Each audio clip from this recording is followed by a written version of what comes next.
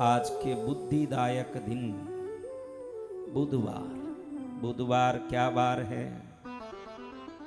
बुद्धि का वार है। बुध बुद्धि देने वाले, इसीलिए बुधवार को गणपति महाराज को प्रणाम किया जाता है। क्योंकि दक्षिण में आप देखोगे, दक्षिण भारत में कभी आए हो तो हमारे दक्षिण के मंदिर में कोई गणेश जी के मंदिर में जाते हैं तो ऐसे करते हैं, ऐसे। विदेशी लोगों ने, वैज्ञानिकों ने देखा कि ये भारत के लोग ऐसे सिर पर क्यों मारते हैं। फिर उनको पता चला कि ऐसे करने से हमारे दिमाग के अंदर के कोशों में ताजगी आती है और जो हमारा दिमाग भ्रमित होता है। गणेश जी के मंदिर में दो काम किए जाते हैं दक्षिण में, दोनों यहाँ नहीं किए जाते। इन गांवों में दोनों काम नहीं किए जाते जो दक्षिण में किए जाते हैं। एक तो ऐसे 5 बार करते हैं, दूसरा ऐसे गणेश जी के सामने तोरपी कर्ण कहते हैं, कर्ण यानी कान, कान को पकड़ के ऐसे ऐसे करना। इसके पीछे एक कहानी बताते हैं। कैलाश में भगवती को अपनी बहन को मिलने नारायण भगवान जाते हैं। बहन को मिलके भांजे को मिलते हैं। कौन है भांजा? गणेश जी। तो भांजे के सामने ऐसे बातें करते, मामा जी खड़े हैं, गणेश जी हैं चतुर, विष्णु जी का चक्र लेके अपने मुंह में डाल लिया। वो 1000 कोशिश करें कि दे दे भांजे, दे दे भाई, कुछ भी करूं मैं तो बिना चक्र का मैं क्या करूंगा। मैंने हिरण्यकश्यप का, हिरण्याक्ष का वध जो जो किया सब किससे किया? चक्र से। वे चक्र ही तुम लेके बैठ जाएगा तो मेरा काम कैसे होगा भाई, थोड़ा दे दे। लेकिन गणेश जी मुंह में चक्र डाल के बैठे हैं, बिल्कुल किसी प्रकार से ठस के मस नहीं हो रहे हैं। तब विष्णु जी को सूझा कि बालक वत क्रीड़ा करने वाले गणेश जी को प्रसन्न किया जाए तो चक्र मिल सकता है। तो गणेश जी के सामने विष्णु जी ने ऐसे किया। क्या किया? ऐसे किया। तो गणेश जी मामा को ऐसे कान पकड़ते देख जोर जोर से हंसने लगे। जैसे गणेश जी हंसे, चक्र बाहर आके गिरा और नारायण जी ने हाथ में ले लिया चक्र। जय जय गुरुदेव। तब से भारत में गणेश जी को कोई भी प्रसन्न करना चाहते हो तो वो लोग ऐसे कान पकड़ते हैं। क्योंकि नारायण जी ने भी इस प्रकार की क्रिया से गणेश जी को प्रसन्न कर दिया। तो आज आपको गणेश जी को प्रसन्न करने की बढ़िया उपाय आपको बता दिया। जब भी गणेश चतुर्थी आए या घर में गणेश पूजा करें, गणेश जी ऐसे करने से प्रसन्न होते। लेकिन विदेशी वैज्ञानिकों ने देखा कि ऐसे करने से क्या है, ये भारत के लोग विभिन्न प्रकार की क्रिया करते हैं, कुछ न कुछ करते हैं, हाथ जोड़ते हैं। ये जो को विदेशी लोग सेकंड क्या करते हैं, क्या करते हैं विदेशी लोग, और हम क्या करते हैं? हम लोग क्या करते हैं? प्रणाम, हाथ जोड़ते हैं। हाँ, जब भी आप हाथ जोड़ते हो, देखो ये दोनों हाथ अलग अलग रहते हैं ना। आपको एक खास बात बताता हूँ, समझ लीजिए। ये दो हाथ जब तक अलग अलग होते हैं, आपका आधा दिमाग ही काम करता है। ध्यान रखना, वंदन करना सामने वालों को हमारा विनय दिखे ना मात्र है। अब मंदिर जाओगे, मंदिर में जाके भगवान के सामने खड़े हो, पूर्ण प्रज्ञा के साथ खड़ोगे तो कृपा होगी, कि भ्रमित होके खड़ोगे तो कृपा होगी? बताओ। पूर्ण प्रज्ञा के साथ। हाँ, पूर्ण प्रज्ञा के साथ खड़े। हाँ, ध्यान रखना, ये अंग अलग अलग होता है तो आपका आधा दिमाग ही काम करता है। कौन सा काम करता है महाराज? इधर का के इधर का। आप अगर जीमने हाथ से काम करने वाले हो तो डाबा दिमाग काम करेगा, डाबे हाथ से काम करने वाले हो तो जीमना दिमाग काम करेगा। आप जिस हाथ से काम करते हो उसके विपरीत दिमाग आपका सक्रिय रहता है हरदम। इसीलिए रोज ये काम और भी करना चाहिए। कौन कौन राइट हैंड से काम करते हैं वो सब हाथ ऊंचा करो जो राइट हैंड वाले हैं। कोई तो होंगे जो लेफ्ट हैंड से भी काम करते हैं, सिर्फ लेफ्ट हैंड से ही खाते हैं, लेफ्ट हैंड से ही उठाते हैं, वो भी होंगे। वो कौन है लेफ्ट हैंड वाले? एक दो हैं। कई दिनों से मेरे मन में आता कि लेफ्ट हैंड से काम करने, बहुत बार आया, लेकिन सभा में पूछने में मुझे संकोच होता था कि ये लेफ्ट हैंड में जो काम करते हैं ये धोते किस हैंड से होंगे। ऐसे मेरे मन में कई बार से सवाल आए। इन अब कौन पूछे न कौन रामायण करने जाए, अपन अपने काम में रहें, यही ठीक है। अपने काम में व्यस्त रहने में ही आनंद है। लेकिन आप ध्यान रखिए, ये दोनों दिमाग के काम अलग अलग है। अचानक याद आया, कथा के बीच में आपको बता दूं, ये आपके लिए काम का है। ये दोनों दिमाग अलग अलग काम के हैं। जो ये लेफ्ट हैंड से काम करते हैं ना, ये तर्क बोध करेंगे, क्योंकि ये जो जीवना दिमाग है ये तार्किक दिमाग है। लेफ्ट से काम करो तो राइट का दिमाग काम करेगा, मैंने बताया। राइट से काम करो तो लेफ्ट का दिमाग काम करेगा। और जो लेफ्ट दिमाग काम करता है, यानी आप राइट हैंड से काम लेते हो, काम करते हो, कौन कौन हो राइट हैंड से काम करने वाले? तो आप भावुक बहुत होंगे, क्योंकि ये दाबा दिमाग जो है ये इमोशनल है। ये दाबा दिमाग जो है ये इमोशनल ब्रेन है। ये कौन सा ब्रेन है? Emotional brain. इमोशनल यानी भावना में ले जाने वाला। कोई भी बात होगा, अरे मेरा पति आज मेरा शादी का दिन है, साड़ी भी नहीं लाया, ये सोच सोच के रोते रहेंगे, भाई ये साड़ी भी नहीं लाया। हाँ, बच्चा कुछ कहना नहीं माना तो तुरंत रोना आएगा। बात बात में मन में भावुक होने की प्रवृत्ति होगी। जिनका ये जीवना हाथ का काम है यही ज्यादा है। भारत में सब भावुक क्यों है? विश्व में हम लोग छोटी छोटी बातों को, हमारी बहनें बोलती है कि 20 साल पहले मेरे ननद ने ऐसे सुनाया था, तो अब मैं उसको राखी में आने नहीं दूंगी। कितने साल पहले? 20 साल पहले। ये छूटता क्यों नहीं है? हम भावुक हैं। हम अच्छी बुरी चीजों को पकड़ के बैठ जाते हैं। वो अच्छी चीज होना, बुरी चीज होना, किसी ने अच्छा किया हो तो उसको भी पकड़ के बैठ जाते हैं, इन्होंने ये किया, इनके लिए हमको करना चाहिए। बुरा किया उसको पकड़ के बैठ जाते हैं, क्योंकि भावुक दिमाग है। आज आपको एक बात बताऊं, कौन कौन जीमने हाथ से भोजन करते हैं? उसका नाम ही जीमना हाथ है, यानी जीमना इसी से चाहिए। जीमना यानी क्या? भोजन करना। जीमने का अर्थ क्या है? इस हाथ को ही जीमना हाथ कहते हैं। तो बिल्कुल साबित होता है कि खाना इसी हाथ से खाना, इस हाथ से नहीं खाना। ये दूसरे काम के लिए है। किस हाथ से खाना? जिमने हाथ से।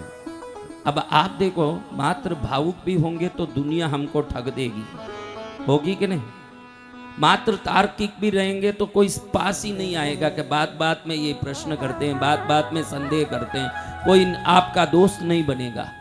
तो रोज थोड़े काम, जिस हाथ से हर काम करते हो, कोई 4 काम दूसरे हाथ से करना चाहिए। कल से ये आप चालू कर दो, आप देखोगे कि जीवन संतुलित हो जाएगा। नहीं तो एक ही चीज में बही हुई जीवन कहीं ना कहीं अतिरिक्त बन के तकलीफ देती है। आपको पता नहीं है कि भावना में बहुत नुकसान हो जाता है। इतनी भावना होती है कि किसी किसी से शत्रुता हो जाती है तो 25-25 साल तक हम बात नहीं करते उनसे। ये भावना ही तो है। तो क्या करना, कल से बहुत सिंपल बात बताता हूँ। 4-5 दिन तकलीफ पड़ेगा, बाद में आदत पड़ जाएगा। अगर आप जीमने हाथ से यानी राइट हैंड से भोजन करने वाले हो, कल से एक छोटा सा काम करो। ब्रश जो करते हो वो लेफ्ट हैंड से करना। 2-4 दिन तो बड़े कठिन लगेगा, कि कहीं यूं ब्रश छुपने जैसे लगेगा, क्योंकि बराबर ऐसे पकड़ के आदत नहीं है। लेकिन 10 दिन करोगे तो आराम से आदत पड़ जाएगा। लेकिन विज्ञान कहता है कि दोनों हाथों का हमको समता से, एक संतुलन से उपयोग लेने से हम हर प्रकार से सक्षम हो सकते हैं। 2 हाथ में, ये 2 हाथ में ऐसा क्या हमारा 2 हाथ में 2 तरफ के दिमागों को चलाने की ताकत है। आप हाथ नहीं चला रहे हो, जब भी हाथ चला रहे हो ये याद रखना कि मैं दिमाग चला रहा हूं हाथ के द्वारा। क्या चला रहा हूं? दिमाग। हाँ, अचानक ये याद आया, बीच बीच में गणेश जी की बात बोली, बुधवार था तो देखो भगवान मेरे को भी कुछ बुद्धि डाल रहे हैं कि ये बात करो कि गणेश जी की बात कर रहे हो, इनको बुद्धि आ जाए। क्या आ जाए? बुद्धि आ जाए। बुद्धि आने के लिए रोज घर में, किन किन के घर में रोज गणेश जी रखे हुए हैं घर में, देखो गणेश जी किस किस के घर में। हाँ, पान चढ़े, फूल चढ़े, वोर चढ़े, मेवा लड्डुबन का भोग लगे, संत करे सेवा। सेवा कौन करे? संत करे सेवा। आपका नाम नहीं लिया, हमारा नाम लिया है ना। हर एक तो करते हैं, लेकिन गणेश जी इतने महान हैं कि बड़े बड़े सिद्ध संत जो हिमालय में साधना करते बैठे हैं, वो भी अपनी साधना शुरू करते हैं तो गणेश जी को प्रणाम करके करते हैं बाद में साधना। आज बुधवार होने से मैंने गणेश जी से शुरू किया, भाई बुधवार है तो गणेश जी से हम बात चालू करें। हमारा जीवन सफल होना हो तो गणेश जी की कृपा तो हमको चाहिए ही चाहिए। किन की कृपा? गणेश जी की कृपा। तो कल से कुछ काम एक 15 मिनट तो भी दूसरे हाथ से करना शुरू करिए। दातन करते हैं 2 मिनट 3 मिनट दूसरे हाथ से करने की कोशिश करिए। कुछ उठाते हैं तो दूसरे हाथ से, इससे ये हाथ भी बलवान होता है। देखो आप जिस हाथ से काम करते हैं वो बलवान होता जाता है। एक बकेट इस हाथ से उठाओ, जितना आराम से उठा पाओगे इस हाथ से नहीं उठा पाओगे। इसका अर्थ इसको आदत नहीं डालने के कारण ये दुर्बल हो गया है। अगर दोनों को बराबर काम लोगे तो दोनों सबल होंगे न, दोनों प्रकार से दिमाग तेजस्वी होगा तो हर प्रकार से आप सुखी हो जाओगे। जय जय गुरुदेव। कल से दोनों हाथ से काम लीजिए। मैं ये बता रहा था, देखिए हाथ जोड़ते हैं मंदिरों में जाके तो हम सोचते हैं कि भगवान को प्रणाम करते हैं। आप तक आज तक तो यही तो सोच रहे हो कि भाई हम हाथ जोड़ रहे हैं यानी भगवान के सामने हमारा विनय प्रदर्शित कर रहे हैं, यही तो आप सोच रहे हो। जी भगवान, ऐसा नहीं है, ध्यान रखो। ये दोनों हाथ अलग अलग है जब तक आधा दिमाग ही काम करता है। कितना? आधा। इन बच्चों को बैठा दें तो कितना आनंद आएगा। एक है माँ और एक है भगवान, दोनों ये भगवान और भगवती खड़े रहेंगे तो मेरा दिल दुखेगा। इनको भगवान भगवती को बैठा दो। हाँ देखो कैसे गर्म हो रहे हैं भगवान, एकदम लग रहा है कभी त्रिशूल उठाने वाले हैं भगवान। भगवान त्रिशूल प्रकट नहीं किए हैं, बाकी चेहरे में सब आ गया है रंग। हाँ तो महाराज ये 2 हाथ अलग अलग हैं जब तक आधा दिमाग काम करता है। आपको ये भी मालूम नहीं होगा कि ध्यान करने वाले, साधना करने वाले पद्मासन में क्यों बैठते हैं और एक हाथ के ऊपर एक हाथ क्यों रखते हैं। ये कोई मुद्रा है? मुद्रा नहीं है। जब पैर और हाथ दोनों जुड़ जाते हैं एक साथ दोनों दिमाग काम करना चालू कर देते हैं। जय जय गुरुदेव। तो भगवान के सामने जाके हम आधे प्रज्ञा से अगर सेवा करेंगे, आदि शक्ति से सेवा करेंगे तो कृपा भी पूर्ण रूप से आकर्षित नहीं होगी। तो हमारी सनातन परंपरा में यूं करने की आदत है। यूं करके आप भगवान को वंदन नहीं कर रहे हो, सामने मंदिर में जितनी आध्यात्मिक ऊर्जा और दैविक शक्ति है उसको पूर्ण रूप से आकर्षित करने अपने दिमाग को दोनों तरफ से सक्रिय कर रहे हो। आप दिमाग को पूर्ण रूप से अपने एक्टिवेट करने का काम कर रहे हो। जब 2 हाथ जोड़ोगे पूर्ण रूप से ब्रेन एक्टिवेट होना शुरू होगा। दोनों पैर एक के ऊपर एक रखोगे। अभी ऐसे बैठते हैं हम लोग, सनातन धर्म में कथा हो, आजकल तो जो नहीं बैठ पाते हैं वो सब चेयर पर भी बैठते हैं। लेकिन आप चेयर पर बैठ के क्या दोनों पैर एक में एक जोड़ पाओगे? नहीं जोड़ पाओगे आप पैर? कब दोनों पैर जुड़ते हैं? यानी अब कथा में आप दोनों पैर एक पर एक डाल के बैठ गए हो, यानी जो घर में आपका दिमाग आधा अधूरा काम कर रहा था गुरुदेव के सामने वो पूरा काम करना शुरू कर चुका है। जय जय गुरुदेव। एकदम आपका एक्टिवेट हो गया दिमाग। क्या हो गया? एक्टिवेट हो गया दिमाग। हाँ कई लोग तो इधर सभा में भी आके बैठे, नीचे भी बैठे तो टांग दोनों सीधे कर देते हैं, बैठ नहीं पाते। लेकिन ये अंग जुड़ने के बाद शरीर की ऊर्जा वलय एक गोल चक्र मारने लगती है, पूरी तरह घूमने लगती है और आप में वो शक्ति आ जाता है जिससे आपके किए पूजा का फल को आकर्षित करने की ताकत आपके अंदर आ जाता है। जय जय गुरुदेव। इसीलिए हमारे सनातन घरों में नीचे बैठ के पूजा करने की विधि है। आजकल तो लोग ऐसे ऊपर रख देते हैं मूर्तियां, यंत्र, खड़े खड़े कई कई लोगों को पूजा करना पड़ता है। पूजा बैठ के करोगे तो ही लाभ होगा। हम लोग देखो मेरे साधना कक्ष में कौन कौन आए, मैंने देखो कैसे लगाया है, उसमें मैं बैठ के पूजा कर सकता हूँ। कैसे पूजा कर सकता हूँ? बैठ के। और जिस जगह मुझे पूरे रूप से उस शक्ति को ग्रहण करना होता है, उस समय उसी आसन पर पद्मासन लगा के बैठ जाता हूँ और पूजा करता हूँ। तो आप भी पूजा कर को ऐसे रखना चाहिए जो बैठ के पूजा कर सके, तो ही पूरा फल मिलता है बैठ के पूजा करने का। आजकल तो किचन में भी बहनें खड़े खड़े ऐसे टेबल टॉप लगाती है कि मैक्सिमम बहनें सब खड़ी खड़ी रोटी बना रही है।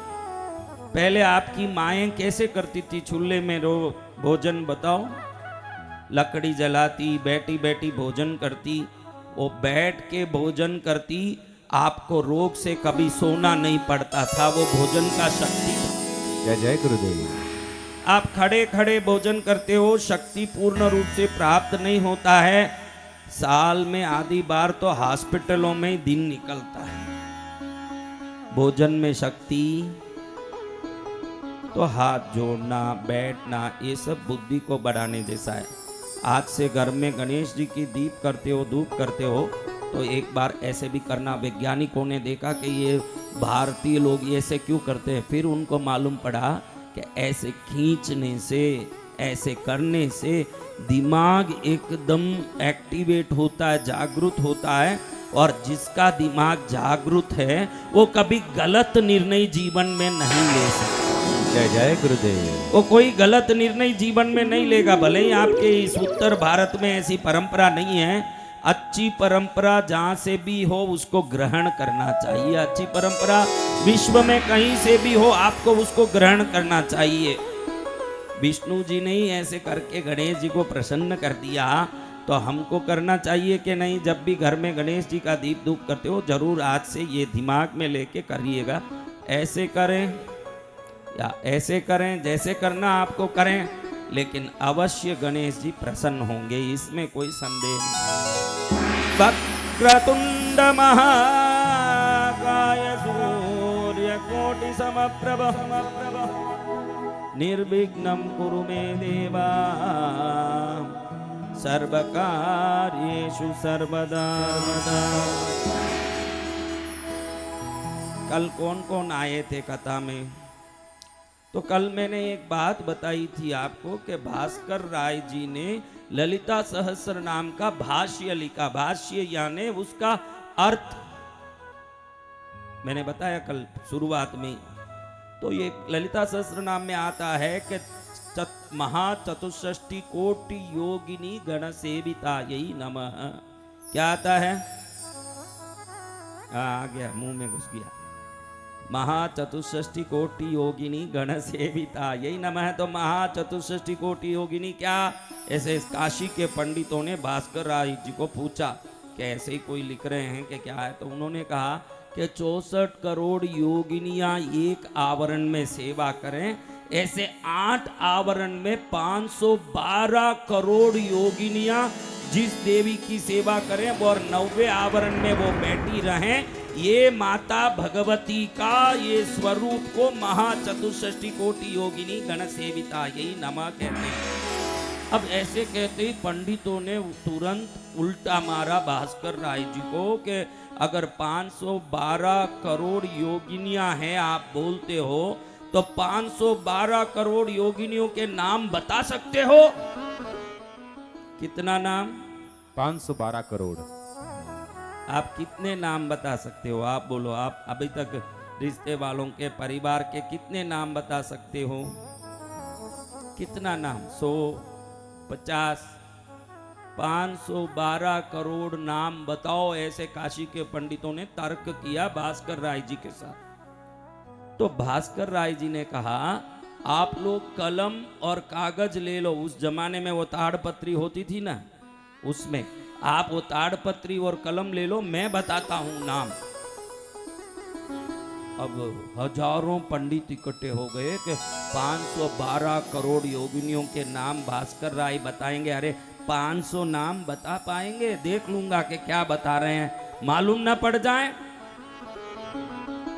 बड़े उद्दंडता के साथ पंडितों ने कलम और ताड़पत्री उठाई। भास्कर राय जी नाम बोलने लगे। अब कुछ पंडितों को भूख लगे, वो खाने जाएं, कुछ पंडित लिखते रहें, वापस कुछ पंडित आ जाएं तो लघु सोच लगे, लघु शंका लगे, जाएं कोई आए। हजारों पंडितों में 100 बैठे रहे, 900 जाएं, 200 बैठे रहे, 800 जाएं, 800 आए, 200 बैठे रहे। आपको पता है 32 दिन तक लगातार भास्कर राय जी न भोजन, न पानी, न कोई प्रकार की लघु शंका सोच, 32 दिन तक बोल रहे हैं। लाखों नाम अखंड बोलते जा रहे हैं। पंडित थक गए। कौन थक गए? पंडित। पंडित जी को आश्चर्य हुआ कि साधारण इंसान इतने नाम नहीं बोल सकता, और इन्होंने सिर्फ नाम ही पूछा। क्या पूछा? नाम। लेकिन भास्कर राय जी वो एक योगिनी के वाहन क्या है, आसन क्या है, रूप क्या है, अंग क्या है, रंग क्या है, श्रृंगार क्या है, गहने क्या है, वो भी साथ में बोलते जा रहे हैं। कितनी योगिनियां हैं? 512 करोड़। कब बोलना? क्या मनुष्य जन्म में 512 करोड़ नाम बोल पाएंगे? नहीं। पंडितों ने कान पकड़ लिया। क्षमा चाहते हैं, आप थके नहीं, हम थक गए, हम लिख नहीं पाए, लेकिन आपसे जानना चाहते हैं कि आप ये बताते कैसे हो, ये बोलते कैसे हो इतने नाम? भास्कर राय जी ने कहा सब माँ की कृपा। कृपा है तो ऐसे कैसे बोल सकते हैं कृपा से? तब भास्कर राय जी ने कहा भगवती का भाष्य लिखा ललिता सहस्त्रनाम का, माँ जिस पर प्रसन्न होती है वो कुछ भी कर सकता है। भगवती मेरे कंधे पर तोते के रूप में बैठी हुई है। कैसी बैठी हुई है? तोते के रूप में। मेरे कंधे पर तोते के रूप में बैठी हुई है। भगवती बोल रही है, उसको सुन सुन के मैं बोल रहा हूँ, मैं नहीं बोल रहा हूँ। अपने आप बोलने वाला मैं कौन होता हूँ? बोलने वाली कौन है? माँ भगवती। माँ बोल रही है ना, मैं उसको जब बोल रहा हूं आपके सामने। तो पंडितों को आश्चर्य हो गया कि भाई भगवती कैसे बोल सकती है, और यहाँ तो कंधे में कोई तोता नहीं दिख रहा है। पंडित समझ गए कि ये तो अतीन्द्रिय पुरुष हैं, इनके सामने तर्क नहीं करना चाहिए, क्योंकि पहले ही तर्क किया और एक नाम बोलने लगे। पंडित थक गए और ये तो बोलते गए, तो जरूर इन पर कोई कृपा है, तो इनसे तर्क न करें, विनय करें। पंडितों ने विनय पूर्वक उनको पूछा कि हमको भी भगवती का ये तोते रूप का दर्शन तो कराओ, हमको भी करना है दर्शन। भास्कर राय जी ने कहा अच्छा दर्शन करना है, आपकी योग्यता इतनी नहीं है कि दर्शन कर सको। जब हनुमान जयंती आएगी ना 12 तारीख को, आपकी योग्यता नहीं होगी कि हनुमान जी दर्शन कर लें। आपने इतनी साधना उठ उठ के नहीं किया है, लेकिन मैं 12 तारीख को आपको हनुमान जी का दर्शन कराऊंगा। जय जय गुरुदेव।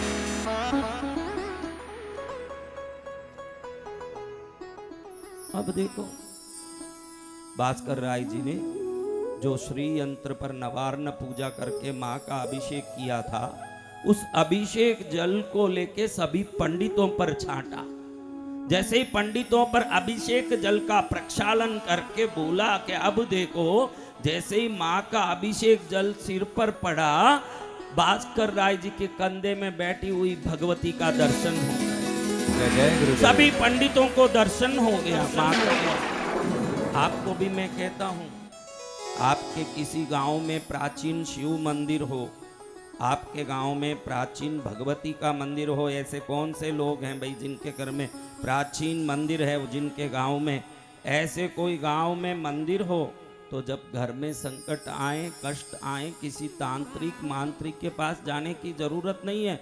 ये कथा समझाता है कि भगवती के अभिषेक जल का कितना प्रभाव है। उस जल को छांटने से भगवती स्वयं दर्शन दे दें, तो ऐसा कौन सा उपसर्ग विघ्न होगा जो अभिषेक जल से नहीं जा सकता है? सब कुछ जा सकता है। जय जय गुरुदेव। जो कृष्णगिरी आएगा, पद्मावती माता के अभिषेक किए हुए जल को ले जाके अपने घर में छांट देगा, 7 करोड़ तांत्रिकों ने मंत्र किया हो तो भी एक क्षण में वो मंत्र चूर चूर हो जाएगा भगवती के अभिषेक। बोलो पद्मावती मात की।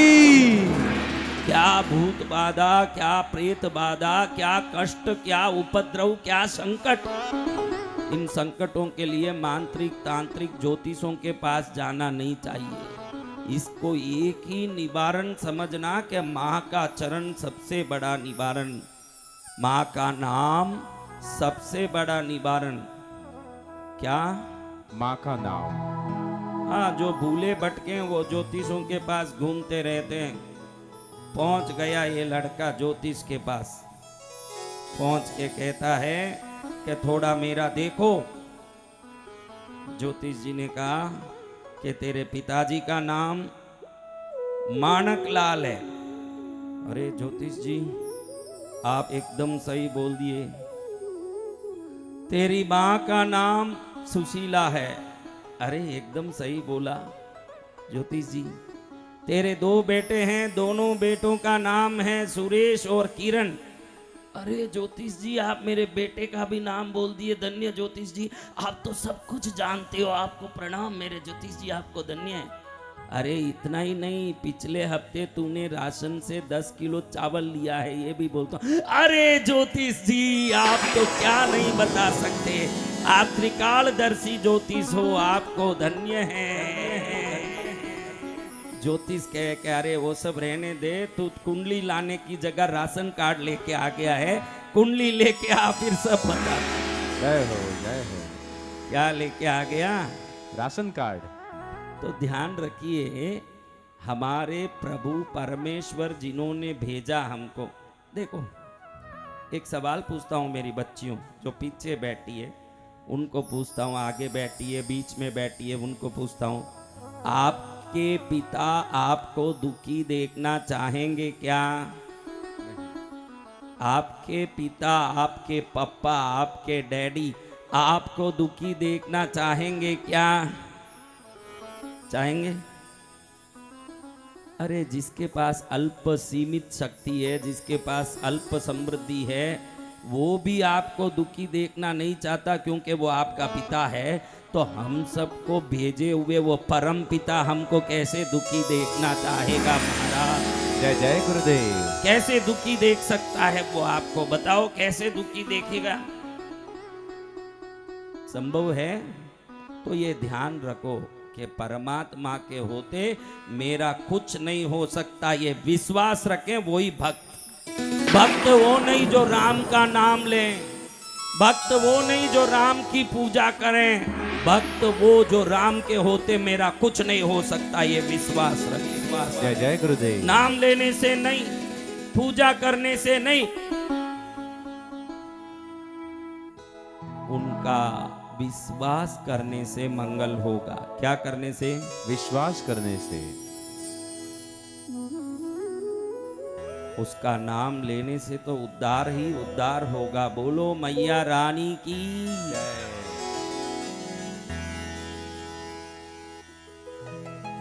बोलो जगदम्बा मैया की। माता का लेके नाम। क्या महाराज, नाम लेने से क्या करोगे? कोई काम, काम होगा ही होगा, काम होगा ही होगा, काम होगा ही होगा, काम होगा ही होगा।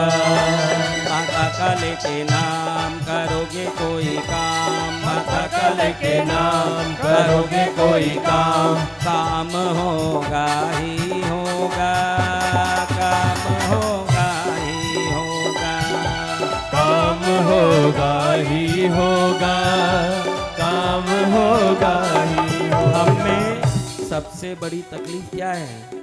पूजा करते हैं, भक्ति करते हैं, उसमें कोई कमी नहीं, लेकिन देखते हैं ये काम होता है कि नहीं, ऐसे संदेह रखते हैं कि नहीं? देखो आप कि ये काम होता है कि नहीं।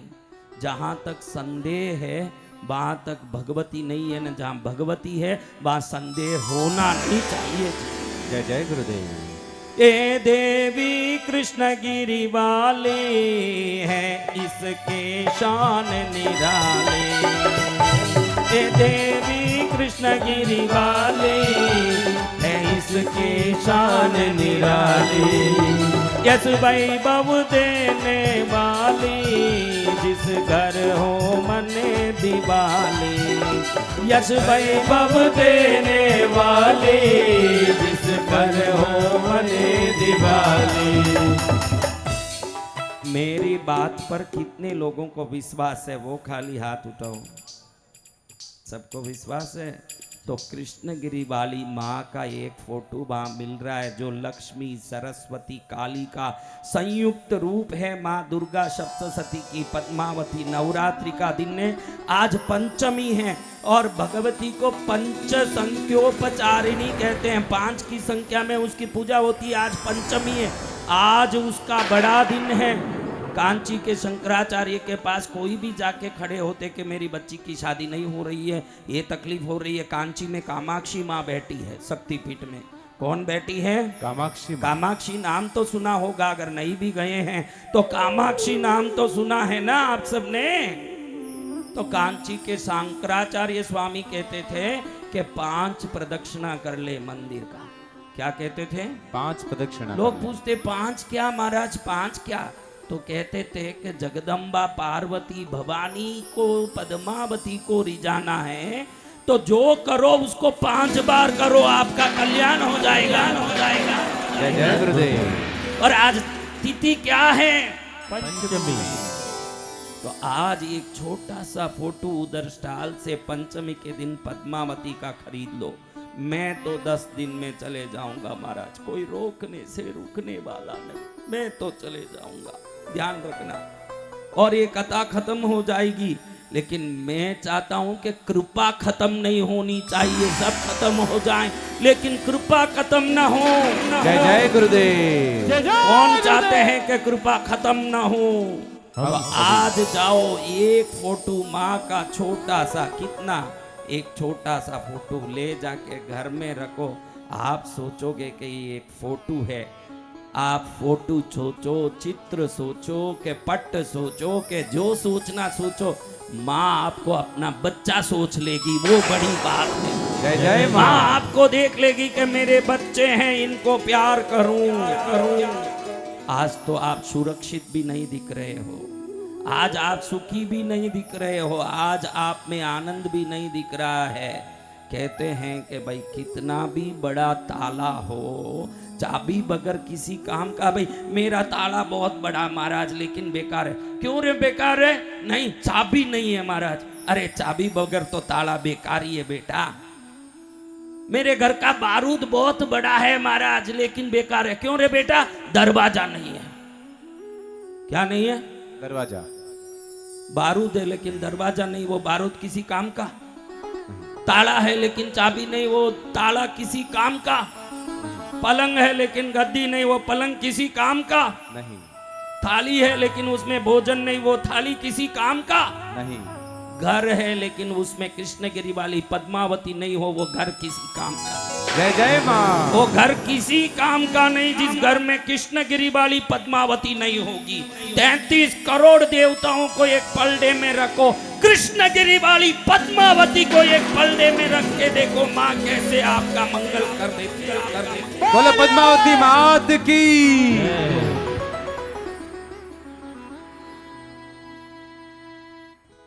डाली चिट्ठी भेजे संदेशे, कोई जवाब न आया, कोई जवाब न आया, कोई जवाब न आया।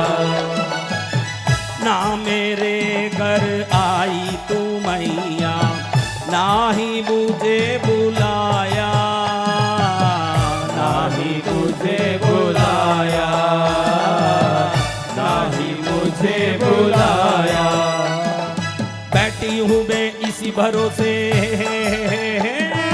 बैठा हूँ मैं इसी भरोसे, कभी तो मैया आएगी बतावे पुरवैया, भवानी कब आएगी बतावे पुरवैया, भवानी कब आएगी, भवानी कब आएगी, दरस दिखलाएगी, भवानी कब आएगी, दरस दिखलाएगी, बतावे पुरवैया, भवानी कब आएगी, बतावे पुरवैया, भवानी कब आएगी।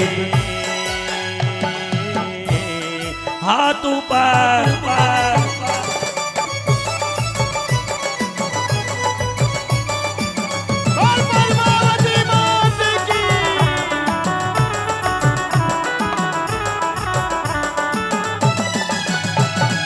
बोलो भवानी मात की जय। देखो कितने लोगों को अपने माता पिता ने अच्छा वर ढूंढ के हाथ पकड़ाया, वो सब हाथ ऊंचा करो। बिना पिता के आप ढूंढते तो इतना सुख होता क्या। आजकल ये लव मैरिज वगैरह करते हैं, देखो 6 महीने में सब खट्टा पड़ जाता है, ज्यादा से ज्यादा 5 साल तक तो एक दूसरे के साथ पीछे फिरते रहते हैं, लेकिन शादी होके 6 महीने में ओम शांतिर्भव क्या हो जाता है, ओम शांति। इसलिए कहते हैं कि किसी ने अच्छे से हमारे लिए कुछ चुन के दिया हो तो वो सोच के ही दिया होगा।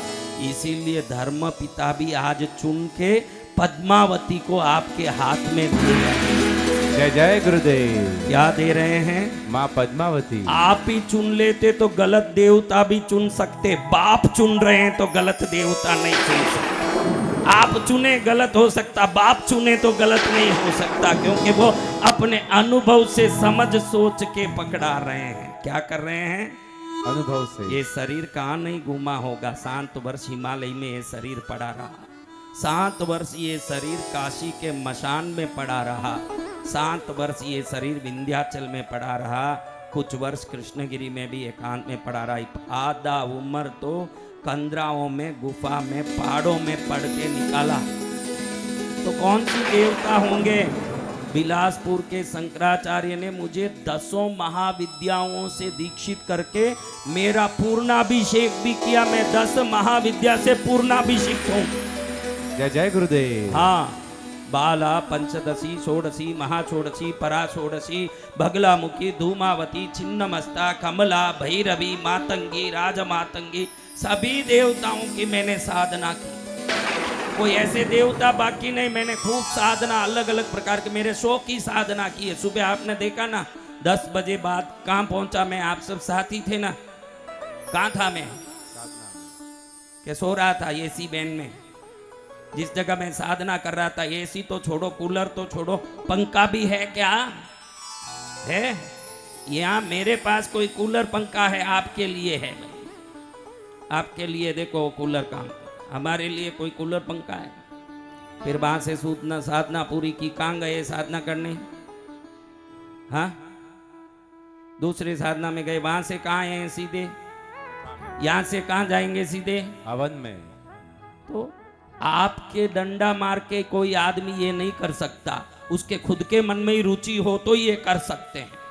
जय जय आपको दिखाने कितने दिन कर लेंगे, हमको ही साधना रुचिकर है, मुझे साधना अच्छी लगती है, मैं करता हूँ।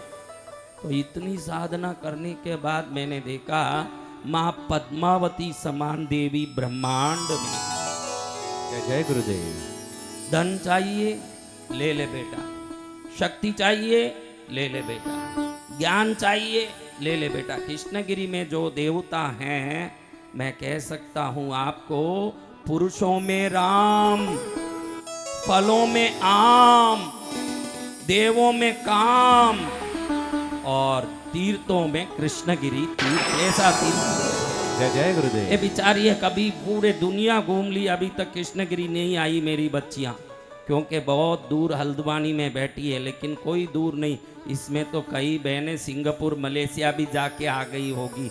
कौन कौन विदेश गई हुई है, हाथ ऊंचा करो। सिंगापुर मलेशिया कहीं गई, बराबर अच्छे से हाथ ऊंचा करो, शर्म मत करो। अभी तुम सिंगापुर तक जा सकती हो तो कृष्णगिरी कौन सा बहुत दूर है महाराज, वहां भी आप पहुंच सकते हो। और कृष्णगिरी पहुंचने के बाद ही आपको मालूम पड़ेगा कि ऋतुओं में वसंत, फूलों में कमल की तरह तीर्थों में कृष्णगिरी है, जहां जाने के बाद हमारा जीवन मंगलमय हो गया। बोलो कृष्णगिरी धाम की।